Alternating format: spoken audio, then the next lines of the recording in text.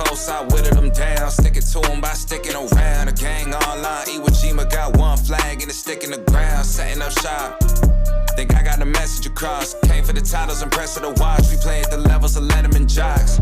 Pins on the jacket, the man's abundant. The point of the road was banned and rugged. Hushing, I'm planning on pants in London. The products are not being scared of some judgment. Gotta stay in the cut you off if you ain't making the cut. Couldn't tell you who the hell is behind us. You start to forget when you stay in the front of it's up. And it's up for grabs, no remorse for who I'm taking it from. Numbers I give on my scoreboard is the only form of us staying in touch, that's saying enough. It's time to receive all of the favors I've done. Too late for y'all to switch teams, everybody getting big leagues. Product flying out the shelf, what's in store for us? Known to hit a hole in one, look at the crowd and shoulder shrug. Shots are limited, I'm scared mango with the golden gun. Posted up, ready for whatever, boy, you know what's up. Time's close, I whittled them down. Sticking to them by sticking around. The gang online, Iwo Jima got one flag and it's sticking the ground. Setting up shop. Think I got the message across. Came for the titles, impressive to watch. We play at the levels of Letterman jocks. Shout out to Steve. The boy getting love from the harsh critics. Strauss hit me bi-weekly to tell me keep taking it further. You aren't finished and I gotta listen. Ain't son to believing and see that I'm actually breathing and doing it real time. Love to pull an idea out thin air, act on it and profit in real life. If we not aligned, don't present me a dotted line. Yeah, I'm a QB, but I ain't handing out nothing for someone to monetize. And it goes to the birds too. Can't give it a time of $1, so cut her eyes. They get X'd out for they had the potential to be my ex. I know all the plays, I'm a seasoned vet. Yeah. Always showing up, known to hit a hole in one. Look at the crowd and shoulder shrug. Shots are limited, I'm scared mango with the golden gun. Posted up, ready for whoever, boy, you know what's up. Time's close, I whittled them down. Sticking to them by sticking around. The gang online, Iwo Jima got one flag and it's sticking the ground. Setting up shop. Think I got the message across. Came for the titles, impressive to watch. We play at the levels of Letterman jocks. Time's close, I whittled them down. Sticking to them by sticking around. The gang all out, Iwo Jima got one flag. Yeah.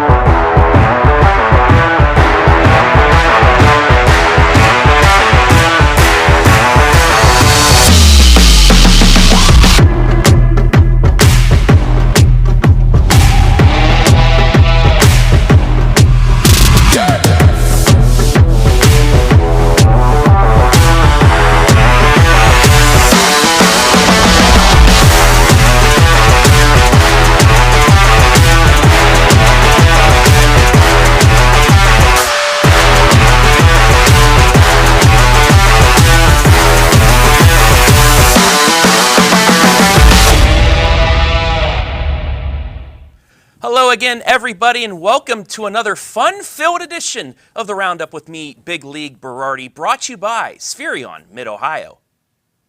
Spherion staffing and recruiting specialists servicing 9 counties throughout Mid Ohio. They offer professional jobs for amateur sports fans and everyone in between. Click the link in this video's description to see jobs they are currently hiring for.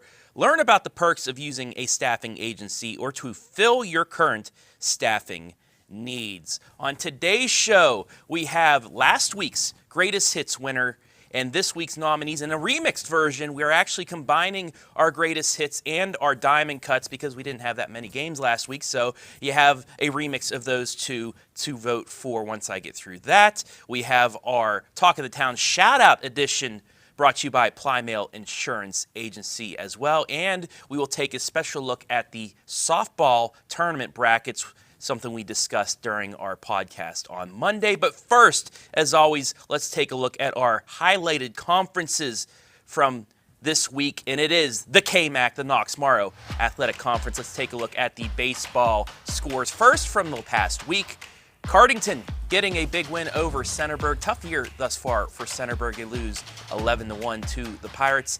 The Bulldogs of East Knox, they're getting votes in the state polls. They knock off Mount Gilead 6-4. Fredericktown, a big series with Northmore. Earlier in the week, they knocked them off 1-0. They go down to Northmore in a game you saw live and free on the OH Report, defeat them 4-1 with a couple runs late in the 7th inning. East Knox going out of conference, taking out the Lucas Cubs 3-0. And then those Northmore Golden Knights bouncing back a day later. They were down 7-2 in this game to Colonel Crawford. They score 8 unanswered. Crawford scores 1 in the 7th, but it's not enough. 10-8 the final for the Golden Knights.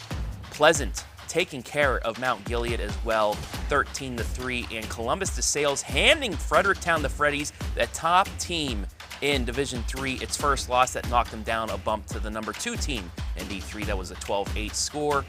Fredericktown then bounced back 2 days later and handled Pleasant 14-1. Mount Gilead took care of Granville Christian 9-2, and the Golden Knights a Saturday doubleheader sweep over South Central 8-0 and 8-2. As now we look at the standings in the KMAC, and the Fredericktown Freddies are your conference champs, 9-0, ahead of Northmore and East Knox, both with 3 losses apiece.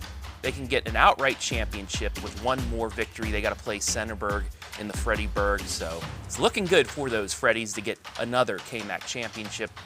Northmore, East Knox battling for that number 2 spot. Cardington 4-4, 6-7 overall. Mount Gilead 3-6. Danville 2-8 in the Centerburg Trojans. 1 conference victory and 2 overall victories. Taking a look now at our softball scores from the Knox-Morrow Athletic Conference. Cardington taking care of Centerburg, the leaders in the KMAC 4-3.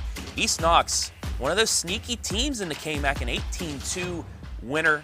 Northmore as well, one of those teams that have a chance. We had 4 district champions last year, 5 that made the district championship, 6 made the district last year, all the softball teams in the KMAC. So it's a pretty darn good conference. Northmore taking care of Fredericktown 6-5. Danville, a big win over Loudonville. Loudonville, one of the favorites in their district, take them out 9-4. Danville, a state-ranked squad as well. East Knox blanking Lucas 5-0. Northmore, a 10-3 victor over Colonel Crawford, another Division III squad that has a chance at their district. And then a big one here, Fredericktown bouncing back, taking out Hillsdale, the Lady Falcons, handing them only their 4th loss and only their 2nd loss in Division III. We continue with the non-conference, the Lady Devils falling to West Holmes, a Division II squad, 5-2. Newark Catholic blanking Fredericktown 8-0, and then the Lady Knights of Northmore, just like the baseball team, a doubleheader sweep of South Central, 11-1 and 6-1. As we take a look at the standings, and the Lady Trojans with 1 more victory can clinch a championship, at least a share of the KMAC. 2 wins for them, and they get the Knox-Morrow Athletic Conference Championship. And for the first time in quite some time, because Cardington has been the team that has handled this conference so far. They just had their first 3 losses in, I think, 46 games this season. They sit in 2nd place with Danville 6-3, 6-3, East Knox 5-4, Northmore 5-6, Fredericktown 2-7, and Mount Gilead 0-8. Hey there, all you out there in OH Report land. It's that time once again for the greatest hits. But before we do that, it's time to take a look at our number 1 hit, the chart topper from last week, week 4 of the Roundup. And 3rd time is the charm for the Ontario Lady Warriors. Taylor Mullins is our week 4 victor. That home run helped the Lady Warriors knock off Poland Seminary 3-2 in a 6th-inning rain-shortened victory in the Wendy's Classic. Taylor Mullins, yeah, snap those paparazzi pictures, as she is the chart topper. And now, that time you have all been waiting for, the remix version of the greatest hits nominees. Here they are.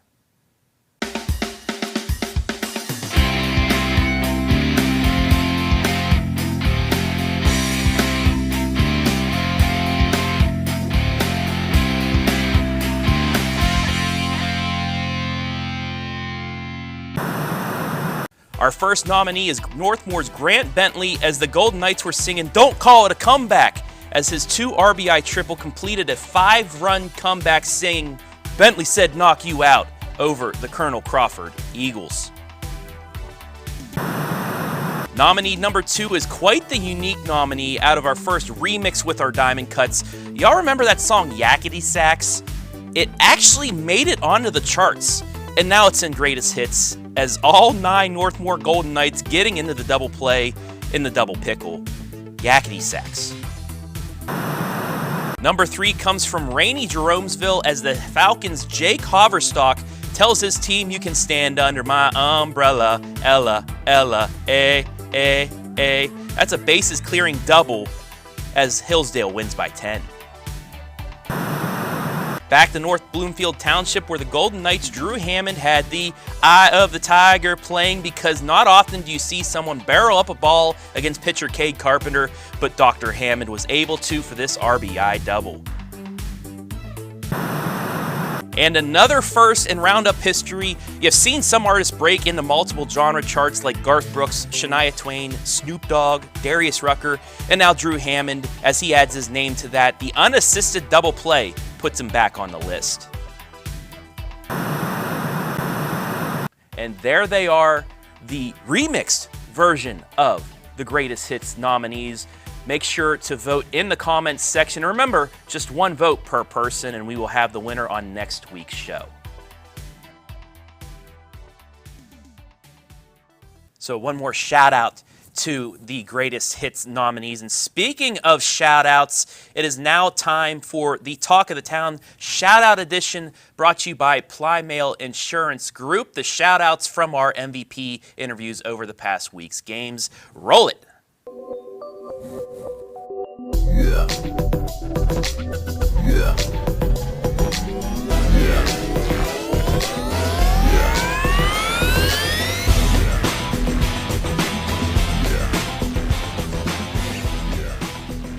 Anyone you want to shout out tonight? Shout out Coach Hathaway, our baseball team. Shout out my team for really helping me, having my back, and helping me stay positive after that first inning. And shout out OH Report. Awesome, awesome. Thank you so much. Thank you. Shout out to my catchers, Garrett, my bullpen catcher, Nick, and then a shout out to my brothers watching and Marcus watching down in Columbus. Thank you guys. My first baseman, because he's picked all my balls that I throw in the dirt every time. All right, there you have it, Jake Hoverstock, today's MVP. Congratulations. Oh yeah, thank you.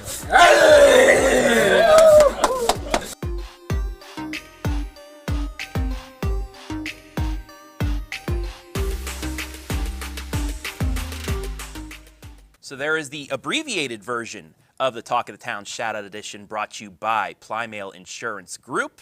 Hopefully the weather cooperates this week. We'll have more games, more MVP interviews, and more shout-outs for you in next week's episode.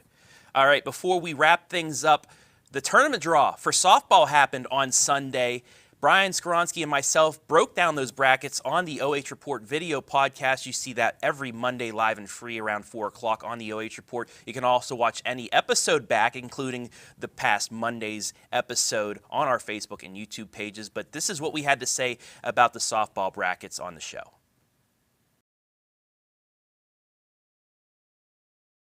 Well, speaking of tournament draw, the ladies on the softball side, they already know their outcome. It went down just yesterday, figuring out who's going to be stacking up next to who and what the first round matchups are, Trav. So you are Mr. Bracketology here. I'm going to let you take over here, and let's begin with the big schools in Division II. Yes, what do you got? The good old Division II Willard District. And just remember, Clear Fork, they're now in D3.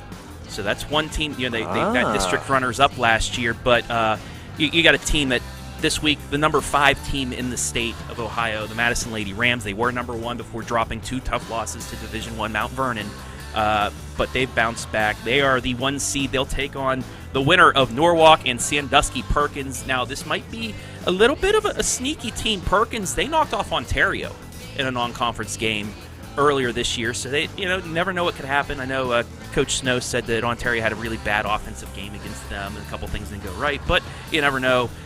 Although I think, Coach Nicewander, he knows he has his team ready and raring to go there, but that's Madison would take on either Perkins or Norwalk, and then the winner getting Clyde or Shelby. Shelby having a pretty decent year in the MOAC. They just dropped their first conference loss before the Wendy's. It was to Ontario, so those two teams fighting for it. But Shelby is 6th seed. They'll take on Clyde. They took the byes, so they will face each other in a sectional championship game with the winner playing Madison in that district semi. Then on the bottom, as always, Bellevue. They're the 2 seed. They'll take on either Lexington or the final seed in Mansfield Senior. That game at Bellevue, and then the winner gets Ontario Vermilion. That's going to be quite the district semifinal matchup. For sure.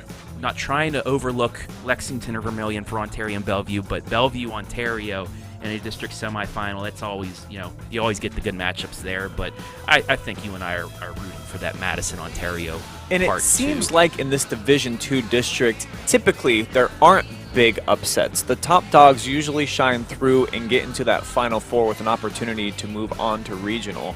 So when you look at these teams and some of the different stud athletes that they have, Travis, is there any one player that stands out that you think could be the ultimate difference maker? We know Madison, they've got great hitting up and down the middle of that lineup. Ontario, too. Everybody's back on that roster. Yeah. Shelby's having a phenomenal season. Who's the big game changer in here, in your opinion?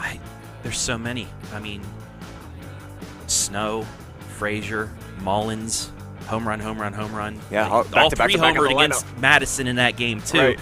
But then you also have that lineup from Madison, like you said. Bree Bowles at first base. She's the power hitter. Not only that, but she's the reliever, too. She can come in and get you some big strikeouts as well. And she's just a big personality. Yeah. Love her. Absolutely. Oh, yeah, so great. But, yeah, so that's the only two that I can see right now. I don't know much about Bellevue, but, they always have some players. But I wouldn't be surprised that there's a high-scoring affair if Madison and Ontario were to meet once again. Ontario won some payback, too, after that.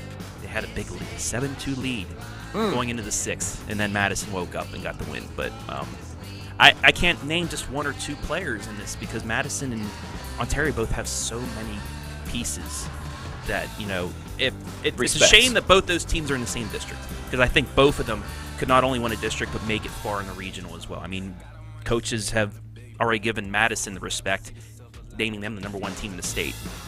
All right, let's flip the script now. Let's check out Division III Shelby and see some of the matchups that are going to be going down in the first round, the second round, potentially after the matchups there in the sectional semifinals. Trav, break this one down for us. Well, you got Huron out of the SBC. They are the #1 overall seed. They'll take on either Bucyrus or Willard at their place in a sectional championship game. Upper Sandusky, Margaretta, last year's district champ, and then district runner-up Colonel Crawford as the 3 seed. But the matchup I'm looking forward to, and it's on your bottom far right, it's Ashland Crestview and Clear Fork. The winner playing Colonel Crawford. Like I said, Clear Fork dropping down from Division II this year. They've had a pretty good season, and then Crestview, kind of surprising that they got a 6th seed. They had some high hopes. They have a really good pitching squad. They have some hitters as well, but the winner of that matchup, I think, has a chance of making it far. But Colonel Crawford also playing with a chip on her shoulder. They thought they could win a district championship last year, but Margaretta pulled it out late. That's a big matchup. Winford Edison will take on, that winner will take on Margaretta, and then also Upper Sandusky will face either Galleon or Western Reserve. I wouldn't be surprised those the 1, 2, and 4 seeds moving on to districts, but it's that winner of Clear Fork and Crestview I think will give Colonel Crawford a fight for their money. I like that a lot, that's going to be what's determining getting on into that Final Four within the district. That is definitely going to be some fun matchups there to kick off the softball tournament, Trav. More Division III action. Let's go down to the central part of the state. Break down some of these early round matchups and tell me who you think the favorite might be in here. So it's a KMAC sectional. Northmore taking on Fredericktown at the Castle. That's a week from today at 5 o'clock. The winner takes on Centerburg, and those Lady Trojans, they are good. They are the favorite in this district because once again you have they have Central 1 and Central 2, so the top seed is not even in this district. But West Jefferson at the bottom of the bracket, you see them on the bottom right. They'll take on either Bishop Reedy or Johnstown Northridge. They're the 2 seed. But Centerburg, KMAC, you never know in that KMAC. I think Centerburg knocked off Northmore by 1. You have Freddyburg as well. Some close games. Fredericktown just knocked off HILLSDALE over the weekend, 3-2. So, Fredericktown also, they were regional finalists last year. Centerburg losing to Cardington in a district championship. Northmore making a district semifinal. So 3 teams that have a chance of fighting each other. And I just think it's pretty cool that you have an all KMAC sectional. So we will have a KMAC squad playing in a district semifinal there. The winner, though, would take on either North Union. It's probably going to be the 4-seed North Union. They take on Tree of Life Christian, who's the 15-seed, or Utica, the 17-seed. And down at the bottom of the bracket, Elgin and Pleasant playing each other. Elgin, the 7-seed. Pleasant, the 20-seed, would get most likely West Jefferson. But Centerburg, I think they have a chance this year, too. There's so many good teams in our area. I say this every year, but there's some legit squads that can make some noise. We might be working well into June this year, Brian.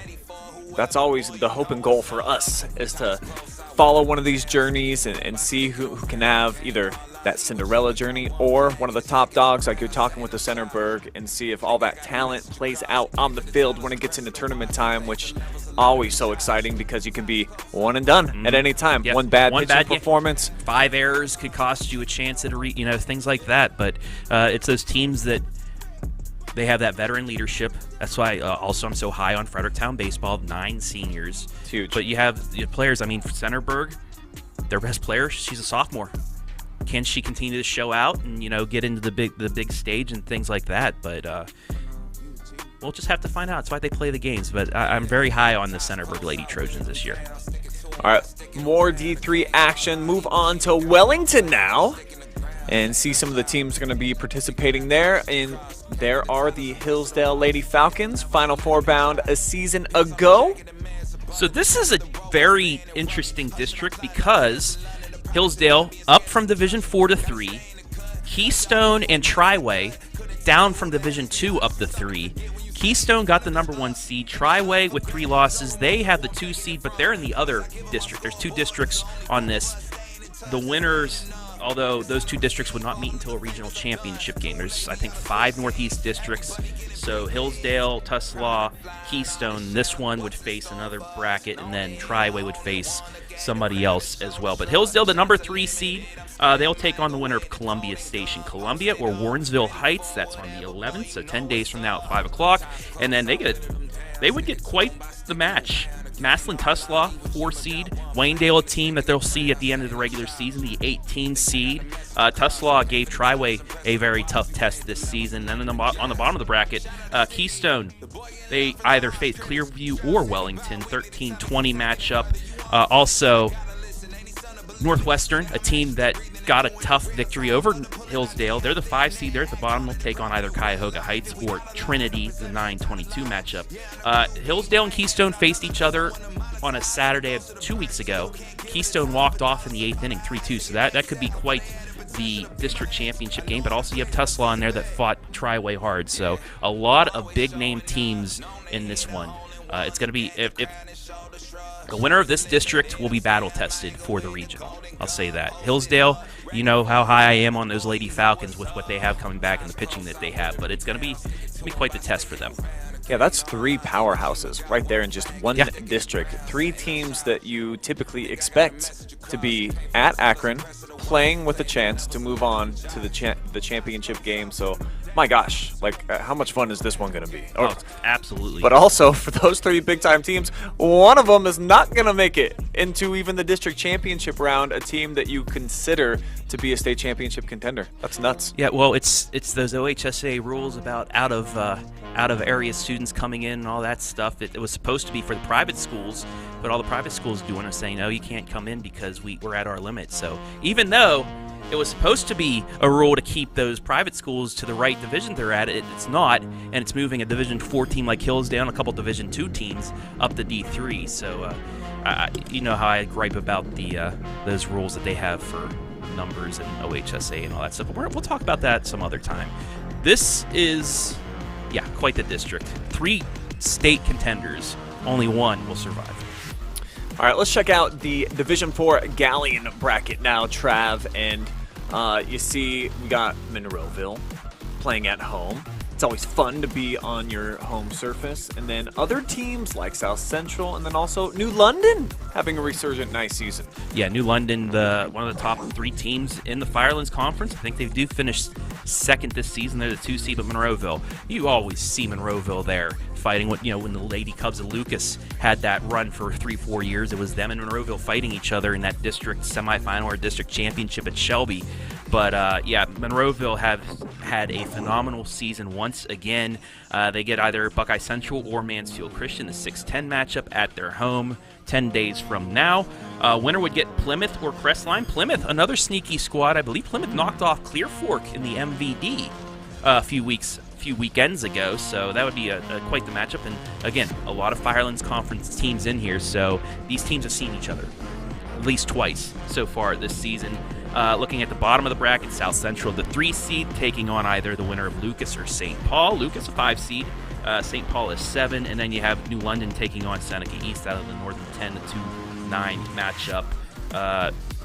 New London, Monroeville, the 2 favorites to make it there, but don't count out South Central or Plymouth. Yeah, a lot of familiarity in there, and I always go back and forth in my head, is that an advantage for the better team or the higher seeded team or for the undervalued team? I don't really know. I think that it just more relies on your coaching and what you do with that information and how you feed it to your players. Like, hey, we already have the data. We know what it looks like when we line up against specific batters, when we do this in the field. So might just shake out to who's better prepared heading into the game.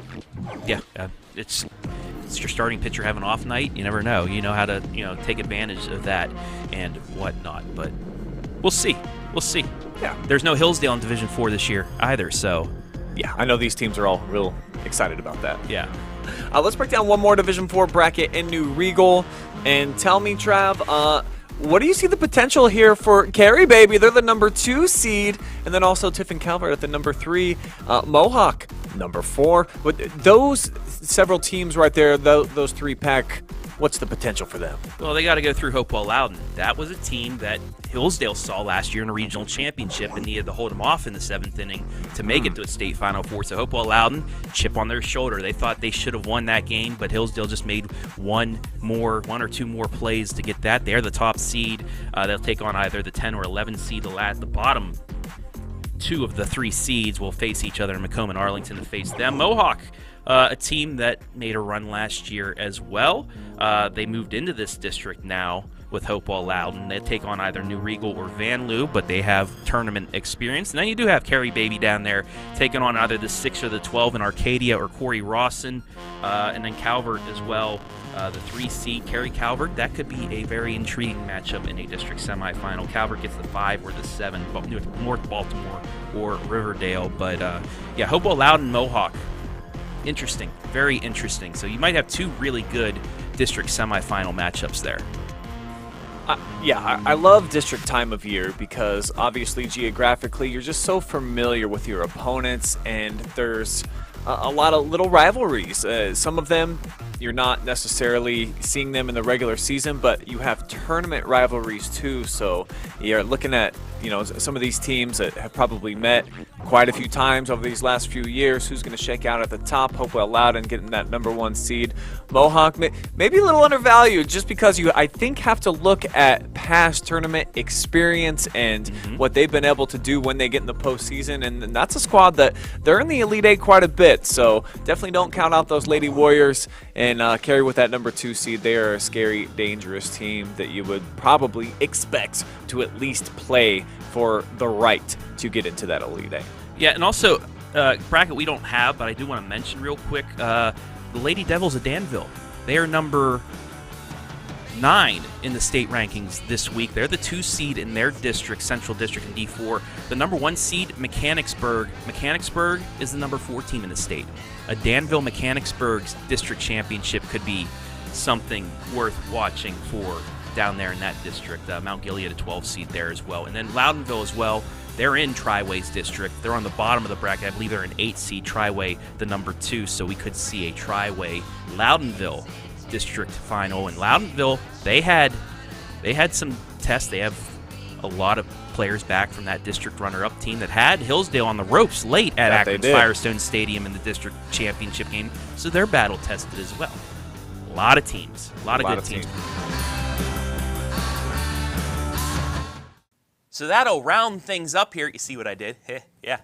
Want to thank you guys for watching. Make sure to get your votes in for Greatest Hits Chart Topper. Remember, 1 vote per person, but you guys have been doing a great job about that, so I'm not worried.